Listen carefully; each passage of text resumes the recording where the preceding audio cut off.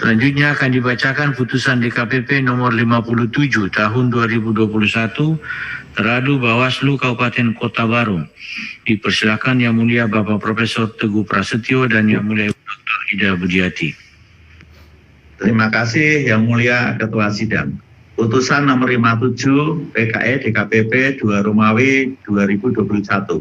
Dewan Kehormatan Penyelenggara Pemilu Republik Indonesia demi keadilan dan kehormatan penyelenggara pemilu memeriksa dan memutus pada tingkat pertama dan terakhir pengaduan nomor 35 dan seterusnya yang diregistrasi dan perkara nomor 57 dan seterusnya, menjatuhkan putusan atas dugaan pelanggaran kode etik penyelenggara pemilu yang diajukan oleh pengadu. 1.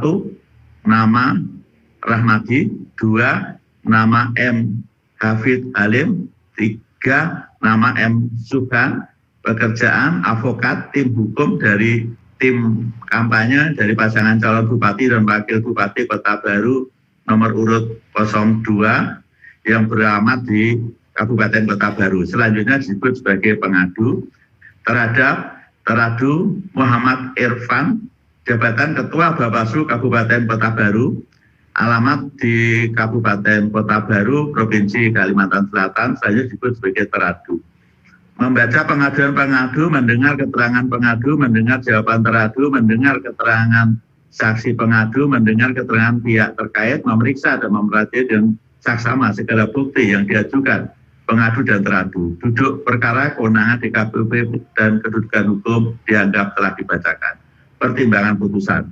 Menimbang jawaban dan keterangan para pihak, bukti dokumen, serta fakta yang terungkap dalam persidangan DKPP berpendapat bahwa akun Facebook Messenger Irfan Elf adalah milik teradu. Teradu mengaku pernah melakukan percakapan dengan seorang melalui akun Facebook Messenger miliknya pada tanggal 8 Desember 2020 pukul 0.50 WITA.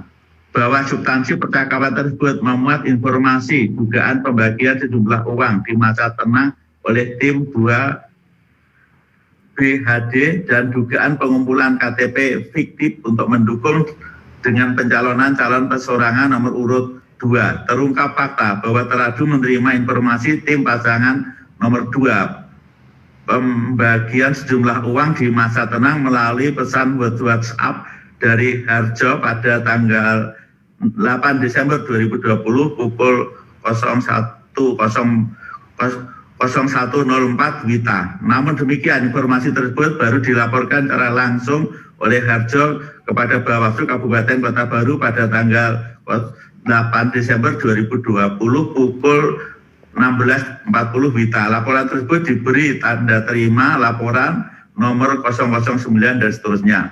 Selanjutnya pada tanggal 10 Desember 2020 Bawaslu Kabupaten Kota Baru menyusun kajian terhadap laporan AKPO dan menyimpulkan laporan belum memenuhi syarat formil dan material. Sedangkan terkait informasi terkait KTP fiktif untuk mendukung calon perseorangan terungkap fakta pada tanggal 19 Maret 2020 Bawaslu Kabupaten Kota Baru menerima surat dari Indra Angkasa dan David John Simamora. Surat tersebut pada pokoknya memuat peristiwa pengumpulan KTP warga masyarakat dengan prosedur yang tidak benar. Merespon surat tersebut pada tanggal 20 Maret 2020, Bawaslu Kabupaten Kota Baru memerintahkan jajaran pengawas kecamatan untuk melakukan pengawasan melekat pada tahapan verifikasi faktual melalui surat nomor S020 dan seterusnya.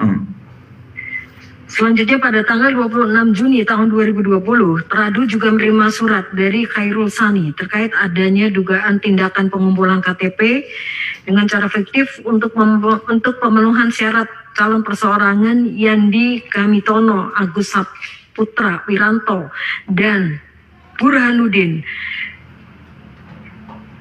Teradu kemudian menindaklanjuti melalui surat nomor 042 dan seterusnya tanggal 2 Juli tahun 2020 yang pada pokoknya menjelaskan bahwa Bawaslu Kota Baru dan jajarannya telah melaksanakan tugas pengawasan dan akan memaksimalkan pengawasan pada tahap verifikasi faktual. Berdasarkan uraian fakta tersebut, DKPP berpendapat sebagai penyelenggara pemilu yang terikat prinsip profesional sepatutnya Teradu bersikap bijak dalam menggunakan media sosial.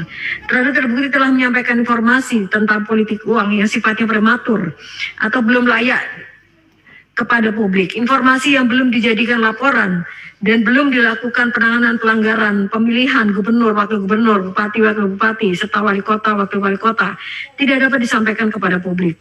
Teradu selaku penyelenggara pemilu wajib menerima, memeriksa, hingga mengelola informasi dengan tepat sehingga tidak menimbulkan disinformasi, misinformasi, dan atau malinformasi yang memicu keresahan publik dengan konsekuensi meruntuhkan kehormatan penyelenggara pemilu. Teradu terbukti melanggar ketentuan pasal 14 huruf D, pasal 15 huruf F Peraturan DKPP nomor 2 tahun 2017 tentang Kode Etik dan Pedoman Perilaku Penyelenggara Pemilu. Dengan demikian dalil aduan pengadu terbukti dan jawaban teradu tidak meyakinkan DKPP. Menimbang dalil pengadu selebihnya, DKPP berpendapat tidak relevan untuk dipertimbangkan. Kesimpulan, berdasarkan atas penilaian fakta yang terungkap dalam persidangan sebagaimana diuraikan di atas, telah memeriksa pengaduan pengadu, memeriksa jawaban dan keterangan teradu, mendengarkan keterangan pihak terkait, mendengar keterangan saksi pengadu, dan memeriksa segala bukti, dokumen pengadu dan teradu.